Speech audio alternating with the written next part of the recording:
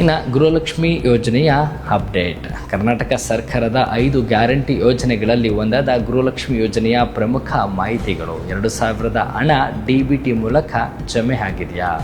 ರಾಜ್ಯದ 1.28 ಕೋಟಿಗೂ ಹೆಚ್ಚು ಅರ್ಹ ಫಲಾನುಭವಿ ಮಹಿಳೆಯರ ಖಾತೆಗೆ ಪ್ರತಿ ತಿಂಗಳು 2,000 ನೇರ ನಗದು ವರ್ಗಾವಣೆ ಮೂಲಕ ಅಂದರೆ DBT ಮೂಲಕ ವರ್ಗಾವಣೆ ಆಗ್ತಿದ್ದು, ಪ್ರಸಕ್ತ ಕಂತಿನ ಹಣ ಹಂತವಾಗಿ ಖಾತೆಗಳಿಗೆ ತಲುಪುತ್ತಿದೆ. ಈ KYC ಮತ್ತು ಆಧಾರ್ ಲಿಂಕ್ ಬ್ಯಾಂಕ್ ಖಾತೆಗೆ ಆಧಾರ್ ಹಾಗೂ NPCI ಮ್ಯಾಪಿಂಗ್ ಲಿಂಕ್ ಆಗದಿರುವ ಮಹಿಳೆಯರ ಹಣ ತಡೆ ಹಿಡಿಯಲ್ಪಟ್ಟಿದ್ದು, ತಕ್ಷಣವೇ ಬ್ಯಾಂಕ್ ತೆರಳಿ ಈ KYC ಪೂರ್ಣಗೊಳಿಸಲು ಮಹಿಳಾ ಮತ್ತು ಮಕ್ಕಳ ಕಲ್ಯಾಣ ಇಲಾಖೆ ಸೂಚಿಸಿದೆ.